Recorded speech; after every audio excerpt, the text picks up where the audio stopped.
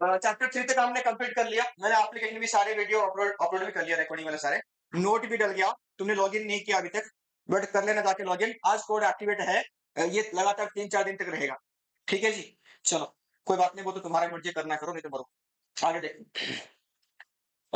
ये चैप्टर 4 अभी स्टार्ट करेंगे, क्लास 1। आज हम जो पढ़ेंगे वो वैल्यू एडेड मेथड, उसकी precautions, problem of double counting में क्या प्रॉब्लम आती है वो सारे डिस्कस करेंगे, और प्रैक्टिकल क्वेश्चन भी करेंगे, और इनकम मेथड का खाली फॉर्मेट फॉर्मेट पढ़ के जाएंगे। ठीक है जी, चलो शुरू करो।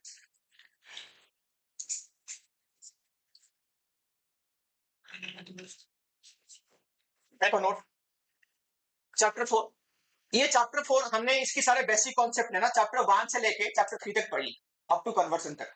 यहाँ पे बस प्रैक्टिकल प्रॉब्लम की एप्लीकेशन सीखेंगे, how to calculate national income. ठीक है जी, तो देख कैसे कैलकुलेट होगी national income, measures of national income. यानी अगर हम बात करते हैं खाली नेशनल इनकम की, तो इसकी जो सिंबल आती है वो आती है N N P at F C. इसी को हम क्या बोल देते हैं, नेशनल इनकम। डोमेस्टिक इनकम किसको बोलते हैं, खाली एन के बदले क्या बैठ जाएगा, डी। तो NDPFC stand for domestic income, और NNPFC stand for national income. But यहाँ पे जो क्वेश्चन पूछेगा वो खाली हमेशा नेशनल इनकम नहीं पूछता, कुछ और भी फॉर्म में पूछ सकते निकलता है। किसी इंडिविजुअल सेक्टर का अगर तुम वैल्यू एड निकालोगे तो वो किस फॉर्म में आएगा, जीबीए की फॉर्म में आएगा। तो all GBA is equal, sum of all GBA is equal to GDP, ये याद। अब आ जाओ इसकी प्रॉपर फॉर्मूला समझते हैं। GDP at MP value added is equal to, यहाँ पे चेक करो फॉर्मूला, मैं यहाँ पे लिखा हुआ है नोट में, मैं तुम्हें वैसे ही करके दिखा देता हूँ। लिखो वैल्यू एडेड इक्वल,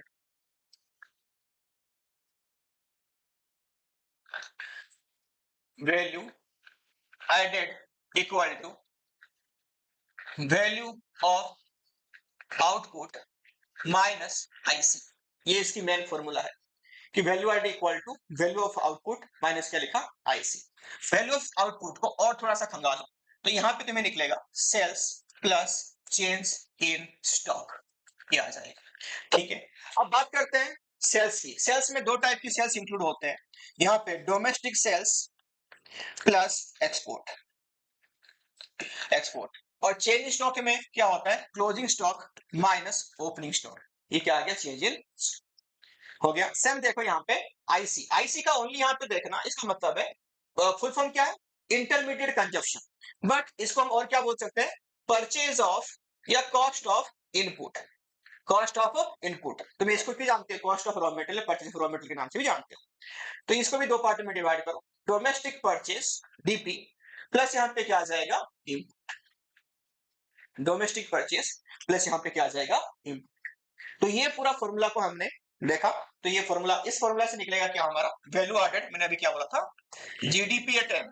अब तुम्हें कैसे पता कि जीडीपी एट एमपी होगा कि जीबी एट एमपी हो, मैक्सिमम क्वेश्चन में अलग अलग सेक्टर की पूछा नहीं, तो हम आज्यूम कर लेते हैं ये टोटल सेक्टर का ऑलरेडी मिला कर दिया हुआ है, तो हम क्या मान लेते हैं इसको, जीडीपी एट एमपी। तो बहुत टाइम पे पूछेगा कि सेक्टर 1 का ये इन्फॉर्मेशन, सेक्टर 2 का ये इन्फॉर्मेशन है, सेक्टर 3 का, फिर तीनों को प्लस करेंगे तो जीडीपी एट एमपी आ जाएगा, और इंडिविजुअल निकालेंगे तो जीबी एट एमपी निकालेंगे। ठीक है जी, तो ये इसका क्या रहा, फॉर्मूला। ठीक है जी, आगे देख। तो ये नोट में लिखा हुआ, मैं फिर भी करके दिखाता हूँ, कोई बात नहीं, देखते रहना।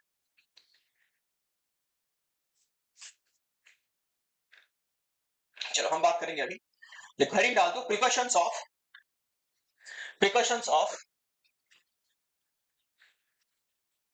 Precautions of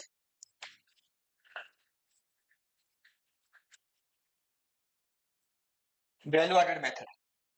value added method की क्या क्या प्रिकॉशंस, हो गया जी। प्रिकॉशंस यानी ये क्या बोलना चाहता है, प्रिकॉशन का मतलब, प्रिकॉशन का मतलब ये है कि जैसे वैल्यू एडेड मेथड हम यूज कर रहे हैं किसी भी जीडीपीएमपी निकालने के लिए, हमें क्या क्या चीज को इंक्लूड करनी है और किसको इंक्लूड नहीं करनी, वो यहाँ पे पूछ रहे हैं। ठीक है जी, चलो आगे देखो। Intermediate goods are to be, not to be included, highlight not to be included। क्या रीजन इसके पीछे, because of problem of double counting, इसको हाईलाइट कर लो, डबल काउंटिंग क्या है वो लिखा हो। यानी अभी के लिए इसमें इतना रख दो, value of output, value of output सिर्फ एवरी स्टेज, यानी तुम्हें जितने बार वैल्यू ऑफ आउटपुट निकाला उतने बार अगर इसको इंक्लूड कर रहे हो तो वो बार बार काउंट हो जाएगा, इसीलिए प्रॉब्लम क्या हो जाएगी, डबल काउंटिंग। तो इसको सॉल्व कैसे करते हैं, इसकी टॉपिक अलग है, बट यहाँ पे देखो कि इंटरमीडिएट गुड्स इंक्लूड नहीं करना, बिकॉज क्या हो जाएगी, प्रॉब्लम ऑफ डबल काउंटिंग हो जाएगी। एक चीज को हम दोबारा 3 बार भी गिन सकते हैं व्हाइल पासिंग वेरियस स्टेजेस, याद रखना इसको। Second, sale and purchase of second hand goods not included, अगर हम सेकंड हैंड गुड्स को दोबारा सेल कर रहे हैं, कोई और बाय कर रहा है, तो वो नेशनल इनकम में इंक्लूड नहीं होगा। क्यों? जिस टाइम पे पहले बार बिका गया होगा या पहले बार खरीदा गया होगा, वो तो ऑलरेडी इंक्लूडेड हो गया। अब दोबारा इसको बेच रहे हो तो डबल काउंटिंग नहीं हो गया, तो इसलिए ये भी इंक्लूड नहीं होने वाला। बात समझ में आ गया? तो ये भी इंक्लूड नहीं होने वाला, because of same problem of क्या लिखा हमने, डबल काउंटिंग इसका है। इसके ऊपर सेकंड हैंड गुड्स जो बिकते हैं, तुम्हारे जितनी भी सोसाइटी है वहां पे ब्रोकरेज लोग बैठते हैं, एक घर को कम से कम 10 लोग को वो बेच दिया होगा, तो जितने बार बेचते हैं, जितने बार खरीदते हैं, उसके ऊपर वो कमीशन भी चार्ज करते हैं। तो ऐसे ही सेकंड हैंड गुड्स का जितने बार बेचा जाएगा, जितने बार खरीदेगा, उसके जो ब्रोकर चार्जेस, अदर चार्जेस वगैरह, कमीशन वगैरह, वो नेशनल इनकम में गुड्स की वैल्यू नहीं होगा, बट उसके ऊपर कमीशन का वैल्यू नेशनल इनकम में आ, क्योंकि उसका प्रोफेशन है, वही कमाई है उसकी। Production for self consumption, production for क्या लिखा, सेल्फ कंजप्शन। देखो, प्रोडक्शन फॉर सेल्फ कंजप्शन, इसको दो पार्ट में डिवाइड, तीसरा precaution, production for self consumption दो पार्ट में डिवाइड कर दी।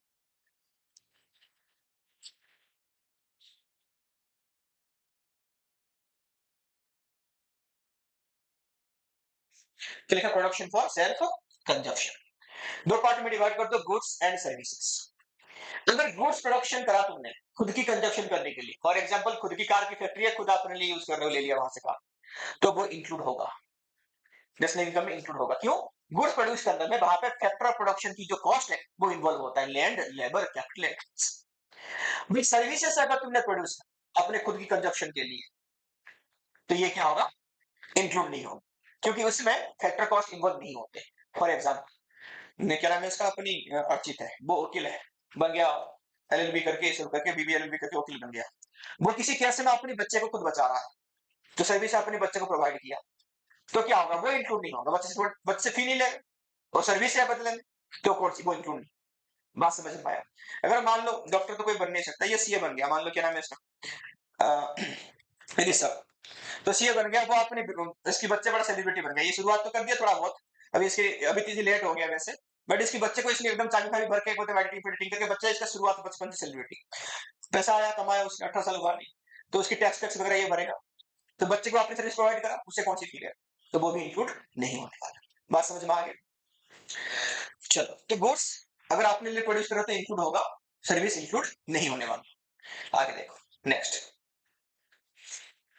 Number 4, imputed value of imputed value imputed value of owner occupied property, imputed value, imputed value याद रखना, खुद की जमीन में, तो तुम्हारा खुद की प्रॉपर्टी है, उसी के ऊपर तुम बिजनेस कर रहे हो, तुमने तो उसकी रेंटल वैल्यू किसी को दे नहीं रहे हो, बट उसकी जो मार्केट रेंटल वैल्यू वो नेशनल इनकम में अपने आप ऐड करना पड़ेगा। अगर तुम किसी से रेंट से लेते तो उसकी रेंट तुम पे करते, क्योंकि लैंड हमेशा क्या मांगता है, रेंट, पहला फैक्टर तो वही है। तो उसी का जो वैल्यू है, रेंटल वैल्यू, वो 100%, चाहे तुम किसी को दो या ना दो, भले वो तुम्हारा हो, बट उसकी रेंटल वैल्यू नेशनल इनकम में है ना, इसको हम क्या बोलते हैं, imputed. Next, change in stock included, हम करते हैं चेंज स्टॉक, अभी तो हमने पढ़ा था वैल्यू ऑफ आउटपुट निकालने में, sales plus change in stock, formula क्या होता है चेंज स्टॉक का, closing stock minus opening stock. Number 6, sale and purchase of financial assets not included, तुमने शेयर बेचा, तुमने डिवेंचर बेचा, तुमने बॉन्ड्स बेची, तो वो फाइनेंशियल एसेट्स है, ये क्यों नहीं इंक्लूड होता, याद रखना। गवर्नमेंट के लिए क्या हुआ, खाली ओनरशिप चेंज हुआ, किसी बाहर कंट्री का नहीं, तुम्हारा खुद का कंट्री का, किसी तूने बेचा, किसी और ने ले लिया, तेरे नाम पे था, किसी और पे, ओनरशिप चेंज हुआ, गवर्नमेंट को कोई फायदा हुआ नहीं, ना एसेट चेंज हुआ, ना लायबिलिटी चेंज हुआ, ना किसी का इनकम, कुछ नहीं होने। तो इसलिए ये ओनली ब्रैकेट में डाल दो इसकी keep, only change of ownership, इसलिए इंक्लूड नहीं हो, ओनली चेंज ऑफ ओनरशिप, इसलिए इंक्लूड नहीं हो गया।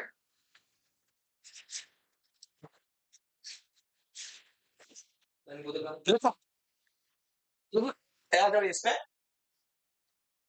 प्रॉब्लम ऑफ डबल काउंटिंग, इसको 4-5 बार टिक मारना, एग्जाम में पूछने की चांसेस रहता है, जैसे लिखा बिल्कुल वैसे लिखा, प्रॉब्लम ऑफ डबल काउंटिंग। पहले इसका डेफिनेशन, क्योंकि हमने ऊपर वाला प्रिकॉशन में पढ़ा कि हर किसी की रीजन क्या था, maximum problem of double counting क्या होता है समझ।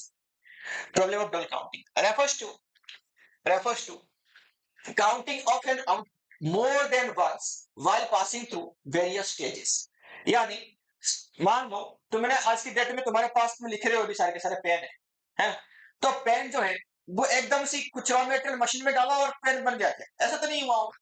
रॉ मेटेरियल आया कहां से, कुछ भी हो, रबड़ से बना, इंक से बना, पहले हर चीज जो रॉ मेटेरियल है वो पहले नेचर से आया होगा, मतलब फार्मर ने उसको क्या किया होगा, पहले उसको एक्सट्रैक्शन करा, फार्मर के पास दूसरा, दूसरे के पास तीसरा, तीसरे के पास कहीं ना कहीं तो पेन बन के तुम्हारे पास आता है। यानी बहुत सारे स्टेज पास होकर तुम्हारे पास ये फाइनली पेन बन के पहुंचता। तो उसका क्या एग्जांपल हमारे पास है वो हम देख के समझते हैं। हम सारे ब्रेड खाते हैं, तो ब्रेड की एग्जांपल यहाँ पे है। तो पहले कौन है यहाँ पे, पहला स्टेप फार्मर के पास है, तो फार्मर ने क्या उगाया, गेहूं, क्या हो गया, गेहूं। ये सारी चीजें बाद में लिखते रहना, मैं एक स्टेप समझा जाता हूँ, फिर तुम हाईलाइट करते रहो। पहले क्या आया, फार्मर, फार्मर ने क्या उगाया, नीचे लिखो गेहूं, डन।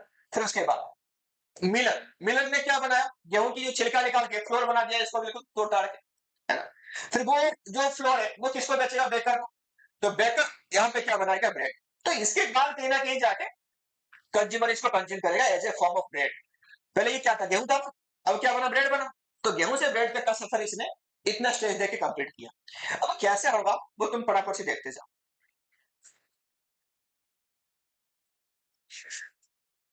तो सबके नीचे इनके लिख लिया तुमने, फार्मर वेट, मिलर, फ्लोर, क्या नाम है इसका, जो बेकर है वो ब्रेड बनाया कंज्यूमर के पास के, देख।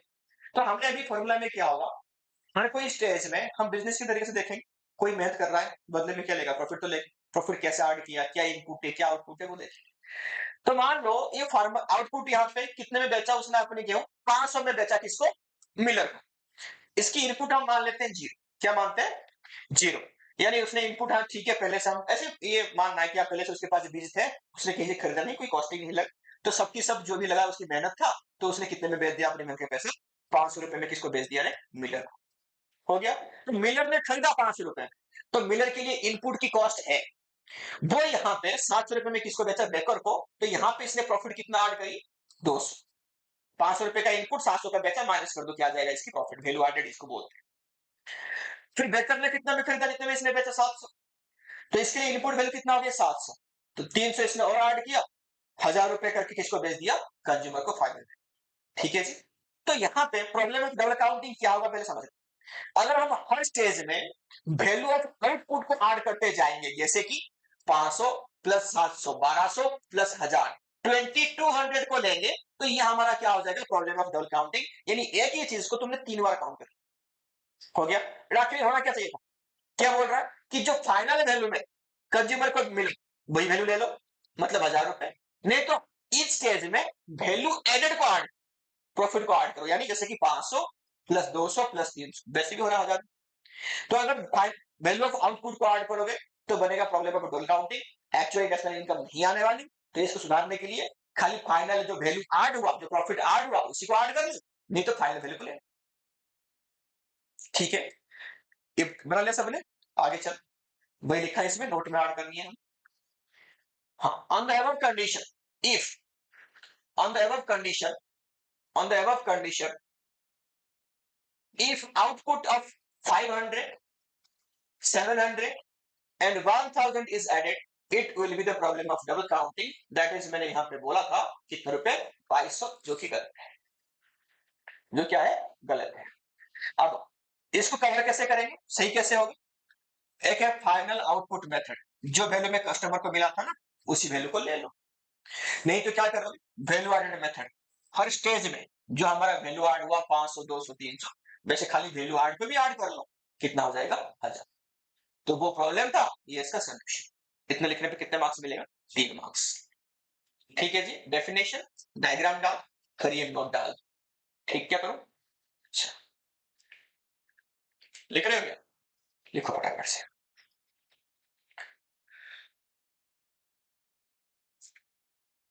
फॉर्मूला समझ में आ गया होगा तो फटाफट से हम क्या करेंगे, प्रैक्टिकल प्रॉब्लम्स को। क्वेश्चन है, यहाँ पे क्वेश्चन देखो, find out NDP at MP, but इस फॉर्मूले से वैल्यू एडेड मेथड से क्या निकलता है हमारा, जीडीपी एट एमपी निकलता। तो पहले ये निकाल लेना और बाद में फिर इसे कन्वर्ट कर, इंफॉर्मेशन पहले पढ़ लो। ये मार्क्स कैसे मिलते हैं याद रखना, ऐसा नहीं तुमने एक ही लाइन में सब निकाल दिया, नहीं, क्वेश्चन 3 बार का आता है। तो पहले स्टेप करने की डेट, सेकंड स्टेप करने की डेट। अब सुनो, जैसे करा बिल्कुल वैसे ही करना। फिक्स एसेट्स, इसकी वैल्यू है 15, बट लाइफ कितनी है, 5 साल। तो इससे क्या निकलेगा, depreciation equal to 15 divide by 5 equal to कितना हो गया, 3। नंबर की यूनिट करोड़ लाख जो भी है वो देख लेना, वो नहीं बात कर रहे हैं। रॉ मेटेरियल यहाँ पे कितनी है 6 इन ये क्या तुम्हारा आईसी। सेल्स कितना है 25, चेंज स्टॉक कितना है यहाँ पे -2 और टैक्स यहाँ पे कितना है 1। ठीक है, तो जीडीपी एमपी निकलता है पहले में। फॉर्मूला देखो, GDP MP equal to value of output minus IC. Value of output कैसे आता है बाबू, sales 25 plus change stock -2 minus IC कितना था 6। तो कैसे आया यहाँ पे 17 आया जीडीपी एट एमपी। पहला स्टेप खत्म, कितने मार्क्स मिल गए 1.5 हो गया। चल अब आगे बात करते हैं, तो हमें क्या पूछा क्वेश्चन में, एनडीपी एट एमपी पूछा था हमारे पास। क्या पूछा, NDP at MP, NDP at MP पूछा। हमें क्या अभी मिला, अभी जीडीपी एट एमपी मिल गया जो भी 17 हो गया।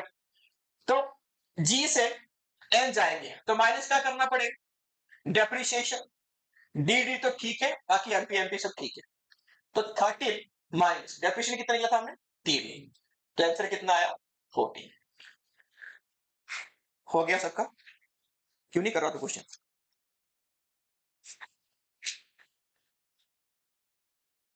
हो गया सबका, 14 आ गया सबके आंसर। रन आ गया।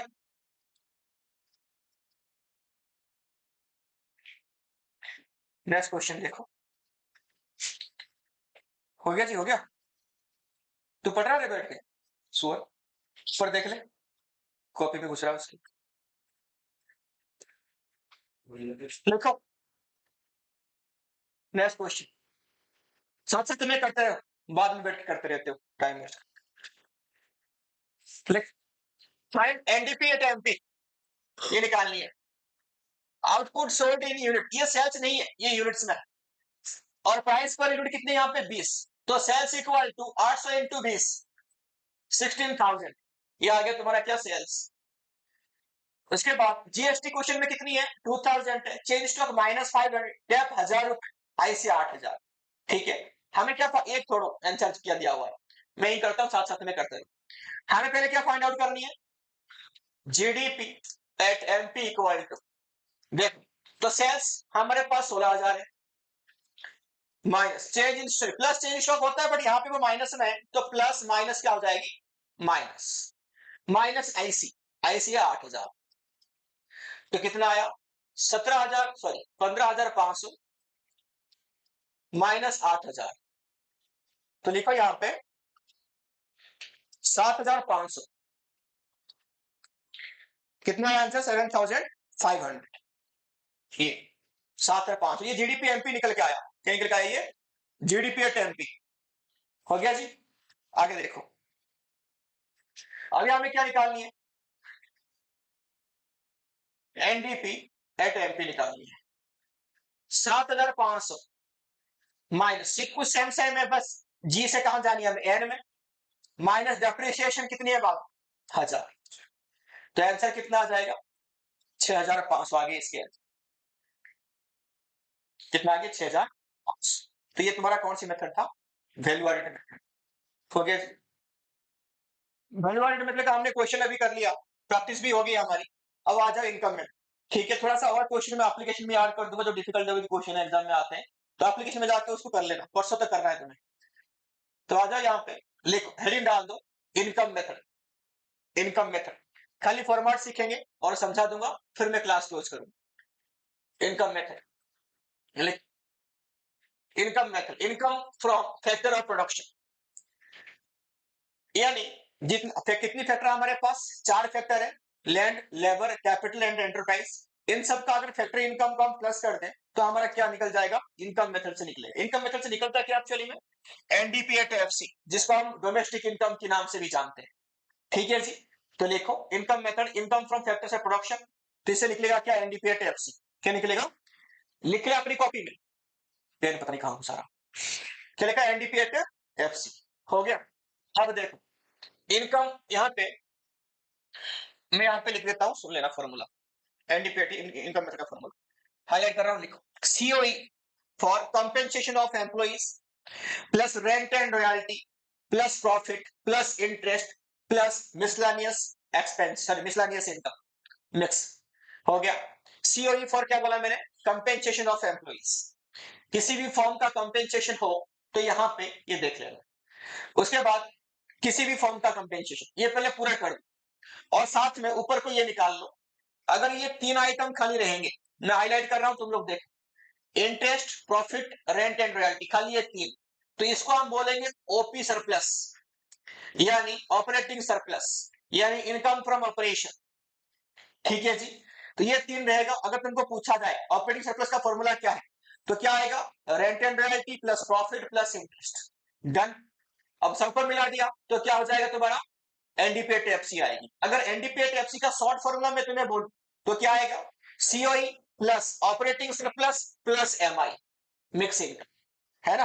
ये तीनों को भी प्लस करो तो भी क्या आ जाएगा, एनडीपीए एफसी। एक एक करके समझते हैं, अपनी कॉपी में नोट डाउन करो। सीओई कंपेंसेशन ऑफ एम्प्लॉय, इसके अंदर क्या क्या आता है, लिख। Number 1, wages and salary in cash, wages and salary in cash, wages and salary in cash, cash की फॉर्म में आता है, हो गया। फिर लिखो wages and salary in kind, मतलब ये क्या, कैसा बेनिफिट है, यानी घर देना रहने के लिए, मेडिकल बेनिफिट दे देना, बच्चों को स्कूल से फ्री स्कूलिंग करवा देना, तो किसी भी टाइप की और बेनिफिट विदाउट कैश की फॉर्म में, तो इसको क्या बोलते हैं, इन काइंड। फिर लिखना है यहाँ पे सोशल बेनिफिट, सोशल बेनिफिट में क्या क्या आएगा, एम्प्लॉयर कंट्रीब्यूशन, याद रखना, employer, employer contribution to ESI और एम्प्लॉयर कंट्रीब्यूशन टू ईपीएफ, ये दोनों यहाँ पे आने वाले। एम्प्लॉय का नहीं आता, क्योंकि एम्प्लॉय का जो करता है वो कहां से, अपनी जो इन कैश की फॉर्म में मिला ना, तो उसी से काट कूट के मिल जाता है। तो किसका आएगा यहाँ पे, एम्प्लॉयर कंट्रीब्यूशन। तो ये इसका तीन है, इन कैश, इन काइंड और employers contribution ESI and EPF. ये किसके अंदर रहा तुम्हारा, कंपेंसेशन ऑफ एम्प्लॉय के अंदर। आज बस फॉर्मेट फॉर्मेट पढ़ेंगे और कुछ नहीं, समझ लो फटाफट से। फिर आ गया rent and royalty, rent and royalty को हाईलाइट करो। रेंट एंड रॉयल्टी क्या है, देखो एक बार, रेंट एंड रॉयल्टी में क्या आएगा, right of intellectual property, ownership. तुमने कोई चीज को निकाला, रेंट तो समझ में आ गया, छोड़ दो, लैंड को मिलता है, वो रॉयल्टी के बारे में बात कर रहे हैं। ओनरशिप फी, तुम्हारा कोई बुक वगैरह या कुछ चीजें वगैरह बाहर ऐसे ही चल रहा है, तो उसको जितने बार मार्केट में सेल होगा ना, उतने बार उसकी पैसा तुम्हें मिलती जाएगी as a form of royalty. हो गया जी। तो इंटेलेक्चुअल प्रॉपर्टी राइट या ओनरशिप फी, एग्जाम्पल दिया मैंने। आगे देखो प्रॉफिट, प्रॉफिट में क्या क्या इंक्लूड होता है, डिविडेंड और सी टैक्स पर कॉर्पोरेट टैक्स, याद रखना। यानी प्रॉफिट के पार्ट को शेयर होल्डर को डिविडेंड की फॉर्म में बढ़ जाती है, कुछ बच गया तो टैक्स, बच गया तो क्या टैक्स देना पड़ेगा, प्रॉफिट हुआ तो। फिर बोलते हैं कुछ बच गया तो क्या बोलेंगे इसको, रिजर्व, जिसको बोलते हैं रिटेन अर्निंग। इसको और क्या बोलते हैं, अनडिस्ट्रीब्यूटेड प्रॉफिट। क्या बोलते हैं इसको, अनडिस्ट्रीब्यूटेड प्रॉफिट। तो ये प्रॉफिट के अंदर तीनों के तीनों इंक्लूड होते हैं। याद रखना, कभी प्रॉफिट भी दे रखा है, साथ में ये है क्या, दो ऐसे एक्स्ट्रा आइटम भी देख रखा है, तो इन सबको इंक्लूड मत करना, वो ऑलरेडी इंक्लूडेड इन प्रॉफिट है। इंटरेस्ट, इंटरेस्ट थोड़ा सा समझना, यहाँ पे बहुत बार एमसीक्यू में पूछता है कि इंटरेस्ट में कौन सा इंटरेस्ट इंक्लूड नहीं होता, तो यहाँ पे मैं क्या बोल रहा हूँ, कौन सा इंटरेस्ट इंक्लूड नहीं हो। याद है, यहाँ पे जो लिखा है ना ये सारे, ये इंक्लूड नहीं होने वाले, इसको अपनी कॉपी में स्टार मार्क लगा लिख लो, नॉट इंक्लूडेड। सारे इंटरेस्ट आएंगे बट ये तीनों चीज नहीं आने वाली, नॉट इंक्लूडेड। इसको बड़ा ध्यान से देख रहा है, एमसीक्यू में पूछेगा ऐसा कौन सी इंटरेस्ट है वो इंक्लूड नहीं होगा। लिखो इंटरेस्ट ऑन पब्लिक डेट, ये पता नहीं क्या लिख रखा है नोट में, interest on public debt, interest on public debt हो गया। Interest on debt for consumption purpose, जो तुमने अपनी खुद की शादी के लिए, बहन की शादी के लिए, बाइक के लिए, पर्सनल यूज की बाइक के लिए, कार के लिए लिया वो लोन, उसके ऊपर तुम इंटरेस्ट पे कर रहे हो, वो इंक्लूड नहीं हो।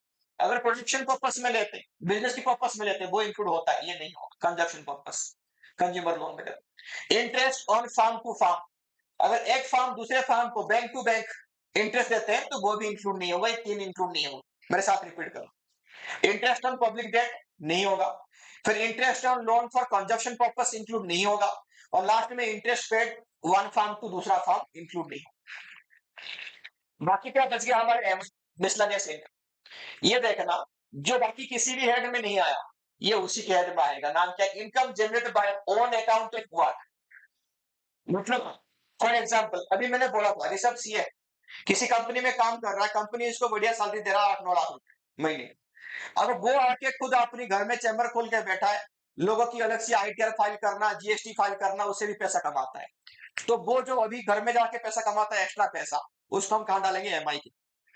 सेम डॉक्टर ले लो, डॉक्टर गवर्नमेंट हॉस्पिटल की डॉक्टर है, कहीं हॉस्पिटल की डॉक्टर है, वहां से बढ़िया सैलरी मिल रहा है उसे, वो खुद क्लिनिक खोल के बैठा है, उससे भी पैसा कमा रहा है, तो उसको हम क्या बोल देंगे?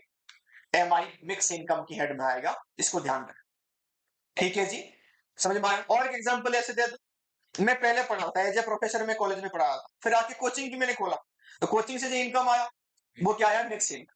तो ऐसे जो प्रोफेशनल्स है, डॉक्टर, लॉयर, इंजीनियर, इंजीनियर तो नहीं कर सकता, और प्रोफेसर मैंने बोला, तो वो हम क्या बोलेंगे? इसको किसी और के हेड में नहीं आता, ऑलरेडी एक इनकम उनकी एक हेड में आता है, दूसरा इनकम कहाँ जाएगा? मिक्स। ठीक है जी, निकलेगा तो क्या यहाँ पे? एनडीपी एट एफ से निकलेगा, है ना? वो कोई बात नहीं, चलाने देना फोन। अभी उसमें क्या नाम है इसका? अब देख, सिंपल सा चीज है, तुम्हें ना टाइम से पहले बहुत सारे चीज तुम्हें दिया गया जो जरूरत नहीं था। मैंने कितने बार बोला, पाकिस्तानियों के लड़कों के हाथ में बंदूक और इंडियन बच्चों के हाथ में मोबाइल दे दिया, ये दोनों सेम सेम काम इन्होंने करके रख दिया। करेंगे क्या इस मोबाइल का यूज? पता नहीं है ना तुम्हें। सच में आज की डेट में मेच्योरिटी होता है तो सच में यूज सीखते कि मोबाइल मुझे मिला है तो किस लिए मिला, इसका यूज तुम्हें सिखा नहीं। सच में तुम्हें बहुत मतलब बहुत कुछ करनी है जिंदगी में, बहुत आगे बढ़नी है, ये स्टेटस लगाना, ये सारे स्नो पाउडर लगाना, अच्छा खाना, अच्छा पीना, अच्छा ड्रेसिंग सेंस, ये सब कुछ नहीं, नथिंग है, भूलना पड़ेगा, क्योंकि लाइफ है स्टूडेंट की। स्टूडेंट लाइफ का मतलब है ये सब कुछ भूल के अपने काम पे लगो।